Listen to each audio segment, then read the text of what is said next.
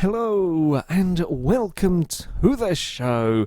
Now, this Escort Mark II is the kind of vehicle you might expect to see if you were to go racing in C-Class lobbies. Admittedly, this particular car is a little bit more than a beast than normal ones, with a 325 horsepower V8 in a car that weighs just a little over 2,000 pounds.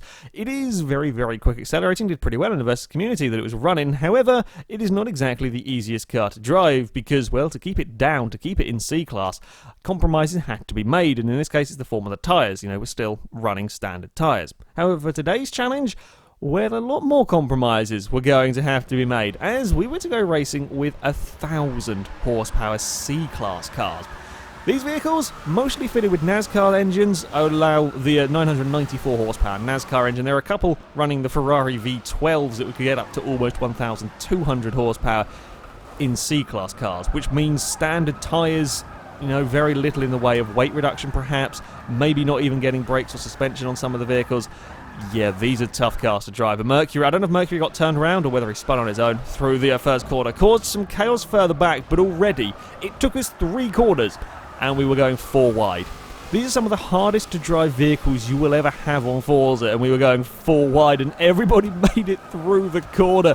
The Ford F100 is still on the outside of this El Camino that we're riding on board with. I went around the outside of a Mustang as we tear down this back straight. The F100 to the inside, gets a little bit of a nudge from a Chevelle, gets fired out the other side. Everybody stays on the road. The Ford gets stuck on the outside. El Camino goes for the cutback, but doesn't quite have the acceleration.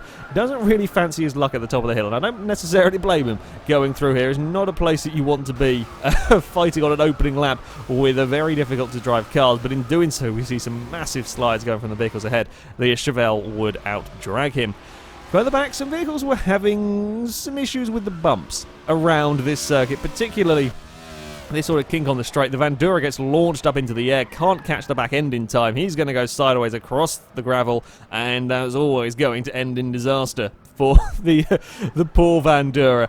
Yeah, that little bump down there was a big problem for some of these vehicles. My Raptor wasn't a massive fan of it, but yeah, the Vandura definitely didn't like it. These guys were continuing to fight. The Ford Deluxe had found his way to the front of this group, which is very impressive. As they're going to go again, we're trying to fit 3 cars into too smaller a space. In fact, it's 4 cars at one point. El Camino on the inside just couldn't quite get it stopped. An F100 had its own troubles on the outside of that corner, compromises a couple of the vehicles there. These are seriously tough cars to drive. They have next to no brakes. They don't really turn through the corners, and this is a place that we saw a lot of cars go off up at the top of the hill there. So easy just to try and push your luck a little bit too much, run a bit wide. You could see the Chevelle struggling to put the power down coming up this hill. Every car was wiggling their way through the course. The Ford Deluxe with a Ferrari Enzo V12 in it was up into second. That is an awful lot of power. He was trying to chase down the Mustang, and sure enough, Mustang got big airtime coming down there, lost the back end, fighting for control. Doesn't roll it like the Vandura did, but was now very much under threat from the Ford. The Ford going around the outside manages to keep the Deluxe there. Very surprised to see that maneuver work in these kind of a cars. He gets to the inside for the next corner, and the Deluxe would go on to take the lead.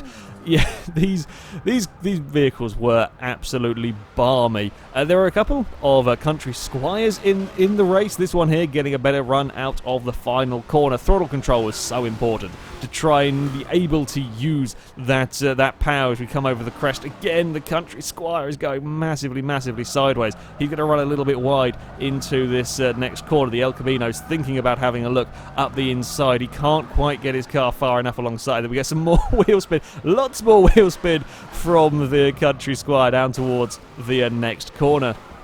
And this group continued to have a rather entertaining battle for position. The El Camino now coming under fire from another one of the Ford Deluxe, and still those country squires were wiggling their way around.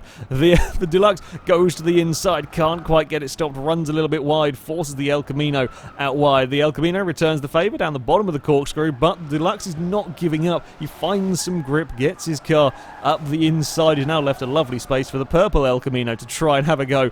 Can't quite get it done through that next corner, just everything is sliding through that particular particular shot. All the meantime, the Country Squire is managing to escape a little bit away from this group. Purple Chevy goes to the inside, has a dive at the final corner, but can't quite make it stick. It's just a little bit too far back. He kind of does get up alongside, but when you have such a big dive like that, you take such a shallow line, very difficult to get the car out of the corner with any speed. Again, everything is squirming as they try to put the power down. Everything is a little bit in the air across the crest there. Deluxe has vanished off up the road while these guys are squabbling. El Camino at the front has just outbraked himself a little bit too much. And Deluxe, that was doing so well, promptly spins on his own around that particular corner. It was very easy to make silly mistakes like that. I had a few troubles with my Raptor around this particular race. I spun it a couple of times through one particular corner. The car just didn't like it. This was the battle going on over the podium for second, third and fourth. Chevelle leading this little group. Mustang was stuck in the middle of it. You see how much these cars hate going up those bumps. Huge slides from the Chevelle as he fights to get it under control. The F100's trying to get up the inside of the corkscrew. Cannot quite make the manoeuvre stick at this moment, and all that's done has managed to help the Chevelle out a little bit, get that little bit further away, as again we've got everything wanting to go sideways through that particular corner, and the F100 has managed to find the dirt. There was a fair bit of exploring from various vehicles at the front though, and it was the Deluxe that was to go on to take victory in race 1. I was quite surprised by this. I thought the Deluxes were going to struggle, in all honesty, but this one would, go on to take the victory. Admittedly, quite a few of us were doing similar lap times, although a fair bit spread out throughout the field. Yeah, Deluxe, an unexpected winner of race 1.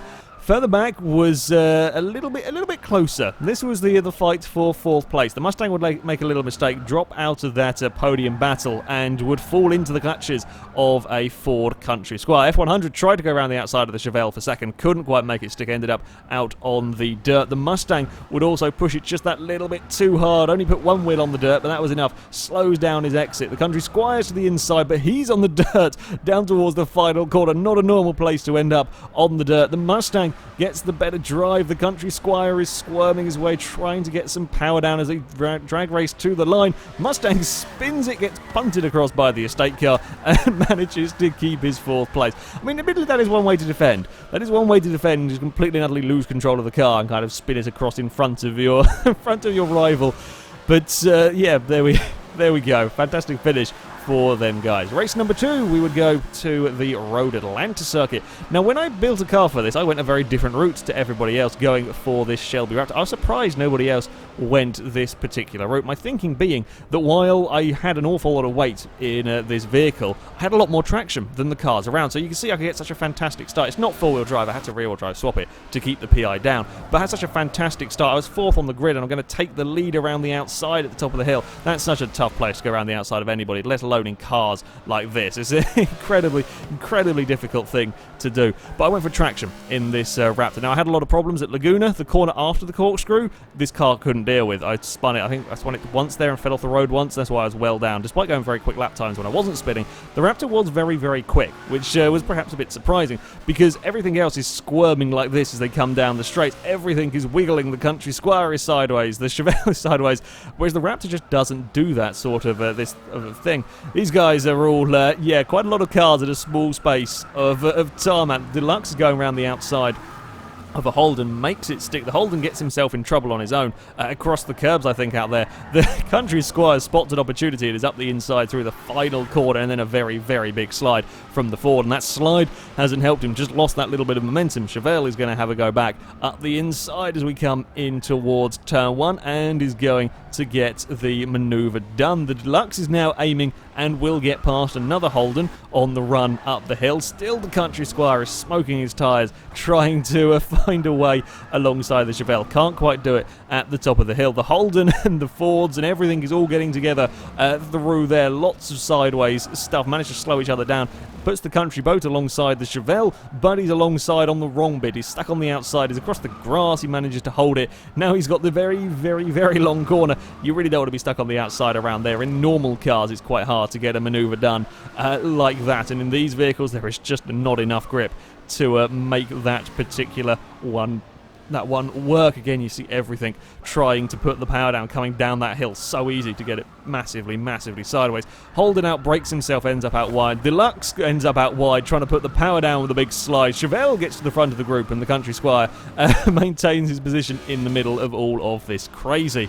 And the front, it was a little bit calmer this time about. The front three, me with my Raptor, a Chevelle in second and El Camino in third, just managed to break away a little bit from the rest of the group. I said this Raptor was a pretty good car, this one. It was a pretty predictable one. It was quite easy to drive, probably the easiest to drive of all of the vehicles. Admittedly, it did have a weakness.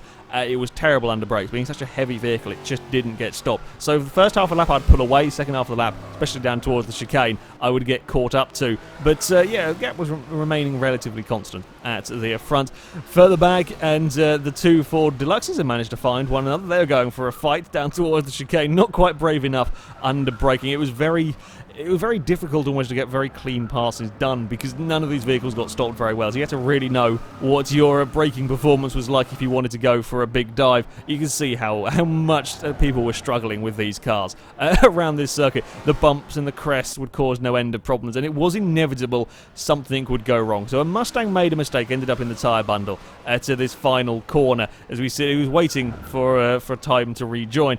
It was inevitable. One of the Deluxes carried too much speed. Deluxe finds the tyre bundle on his own, gets fired back out into traffic. I think it's a Chevelle, gets things wrong as well, finds the Mustang, that promptly fires the Mustang back out into traffic as well. Those tyre bundles are very, very dangerous. They are very, very dangerous on there for launching cars back out into the racing line. At the front, as we came on to the final lap, the Chevelle had started just to close the gap a little bit. I was being a little bit cautious, trying not to make any silly mistakes. Chevelle went for a big dive, but couldn't quite stop it in time. It gives me a little bit of a nudge, but it's not going to really do much to a Raptor. I can just block the entire road with such a large vehicle, this one. And I got the traction as well out of the chicane. I do have a very slight scare coming around this final corner. A wheel on the dirt was not a good thing, as me and the Chevelle are very, very sideways across the finish line. Third place, though, it looked like it was going to go to the El Camino, but he stuffed it in the wall. On the final lap, he stuffs it in the wall. The Country Squire gets through by millimetres. The Country Squire behind goes for many spins and gets fourth. The Bandura and F100 were a lap down, so don't worry about them. The El Camino would end up falling to a fifth. Unfortunate that on the final corner there. A very, very easy mistake to make, though, down there. Our final race would go to the Brands Hatch GP circuit in the pouring rain, because why not take some of the hardest cars to drive and make things just that little bit more challenging, because now nobody has any grip whatsoever. I got a pretty quick start from this Raptor, but got boxed in, got stuck on the outside down turn one, which is not where you want to be, and still I'm trying to find a way to go around the outside of these vehicles, the outside of a Holden. An F100 is trying to squeeze past as well. A few vehicles further back did get into trouble down turn one. A lot of us, though, made it through. It's turn three, I got myself into trouble, hit the curb on the outside, just launched the Shelby sideways. Such a large vehicle with so little grip. Absolutely nothing you can do. I apologise to the Holden that got collected in that slightly. When the vehicle gets fired sideways like that and there's so many cars around you, there is nothing that you can do about that one. It is, yes, a little bit unfortunate as we got going again, though, down this back straight. The Deluxe is past the F100. I would follow him through. The Deluxe then gets himself in lots of troubles across the puddles. This is not where you want to be. It's massively sideways. Does an incredible job of managing to not spin that, and actually gets it back under control as well for the corner. The F100 in the background didn't. I felt sure when I saw that in the rearview mirror that Ford was going to go for a roll, but he did very, very well, and to get it stopped as well for the next turn is damn good going. This F100 was liking trying to go around the outside of people. Couldn't quite make a manoeuvre work through turn one. That's such a tough place to go around the outside of somebody in the dry and normal cars. But in these things, they're very, very brave manoeuvres. More sensible manoeuvre, have a dive up the inside, make the El Camino go the long way round. But the El Camino does get some grip, does get a good drive out of the turn. Up ahead, I always go side by side with an El Camino. They got sideways across a puddle. That fired me off across the grass. The Chevelle would also get stuck off across the grass. That turn three area, unsurprisingly, mistakes were being made down that part of the track. I'm pretty sure this F100 went off on the first lap down there. Either way, he managed to get the manoeuvre to stick on the El Camino, and that would move the Ford up a position. This Mercury Coupe was having some sideways moments. He was now going to go under fire from one of the very, very quick Ford Deluxes. I mean, everything here was very, very quick. There were some cars, though, that were quicker in a straight line than others. These guys were banging doors as everybody was struggling for grip massively down here. Again, there's a little bit of a bump. El Caminos are sliding everywhere. This one's very sideways, just about kept it on the road. The Deluxe is still trying to get himself to the inside. Now the F100's going to try and join in as we run through this next corner. Mercury slithering around, can't get the power down, is a little slow off the corner. Deluxe has a big go up the inside as they run up the hill, but Deluxe is too late on the brakes. He dips a weird on the dirt, and, well, he's going to play off in the gravel trap down there. All it takes is just brake that tad bit too late or have a weird on the dirt, which is exactly what the Mercury does the next corner. The F100 squirreling around as well. The F100 just about keeps it on the road. El Camino doesn't further back, as Mercury does his best to try and get out of the way of everybody. Yeah, it does not take very much to get yourself in an awful lot of trouble. I was doing a bit of recovery drive, trying to get myself back through the field, and was finding rather interesting battles to be contending with. Chevelle, Mercury were all around me. Chevelle runs in too deep through that third corner. He puts a wheel on the AstroTurf, gets incredibly sideways, allows me and the Mercury to go soaring past, and then we're off again onto the grass. These were tough conditions. These were really, really tough conditions to be racing these kind of vehicles in, because there was just nothing in the way of grip. You had so little of the stuff. The Raptor was pretty good. It was probably the easiest car to drive, as the two Deluxes were continuing to fight further back. A lot of these cars were horrendously tough to drive around this particular circuit. This was further towards the front. Still, the F100 was doing some of the most overtaking of any of us up the inside of an El Camino through the first corner, but can't quite get it stopped. They left a gap. The Chevy was very quick to have a dive at as we run down the hill, though the Chevy is going to be stuck on the outside, not really where you want to be. The El Camino does incredibly well, though, to make that manoeuvres hold. Got a tiniest of taps from the F100s. They're both slithering and sliding their way through these corners around the next turn. Still, the Ford, though, is going to try and have a look. If you can get a good run out of that turn, you stand a good chance of perhaps getting up the inside at the end of this long straight. It's just not quite close enough at the moment down here. The El Camino, though, big slides, trying to go down a straight with these cars was incredibly challenging, trying to use all of that power. These two guys found themselves fighting once again, the Mercury and the Deluxe. Again, the Ford going to the inside. They're both going hugely sideways across the puddles. The Ford, though, a little bit slow off the corner. The Mercury's going for the cutback this time, trying to get to the inside as they're both wiggling and sliding their way through the corners. Ford holds it around the outside. Quite an impressive, again, another place impressive to keep your vehicle around the outside. They're not the easiest of corners to make that sort of maneuver stick, and this time it's the Mercury that would stick a wheel on the sand, or the dirt, sorry, and go a little bit sideways. And the front, and it was a Country Squire that had led quite comfortably for most of the race, but a mistake on the penultimate lap had allowed an El Camino to catch right up to the back of him, but the Chevy couldn't really do anything through these final few corners. And it was the Ford that, as they both come very, very sideways towards the finish line, it was the Ford that would take victory. All three races won by different Fords in this particular challenge, with an El Camino coming home in second, and I believe an El Camino in third as well. My recovery drive would bring me back up towards the front of the field. On the final lap, I was catching quite quickly to this F100. I simply ran out of laps to make my way any further through the field. I think the Chevelle up ahead was for fourth. This was for fifth place. I can use that traction of the Raptor out of this last turn, get a really good drive down here up the inside of the F100, but it's not quite enough. I think it's about 0.08 of a second separated us, as the F100 would hold on to his position in that final race. It was certainly an experience driving these cars.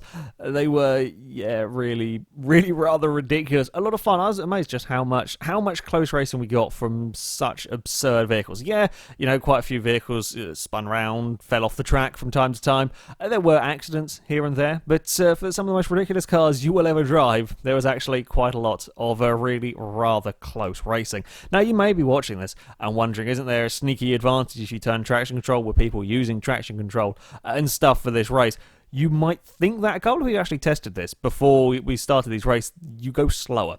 If you put traction control on, you go slower with the cars. The problem is traction control is so busy trying to stop you spinning the wheels, and all these cars want to do is really spin the wheels, that it interferes so much you just don't really go forward very quickly. So yeah, I very highly doubt anyone was bothering with traction control in this, because yeah, it slows you down. So there is no advantage to using it. I would definitely recommend that you have a go with building 1,000 horsepower C-Class cars. They are absolutely ridiculous, but really rather a lot of fun to go racing with a bunch of them. Anyway, that is it from me. Thank you very much for watching, and until next time, goodbye.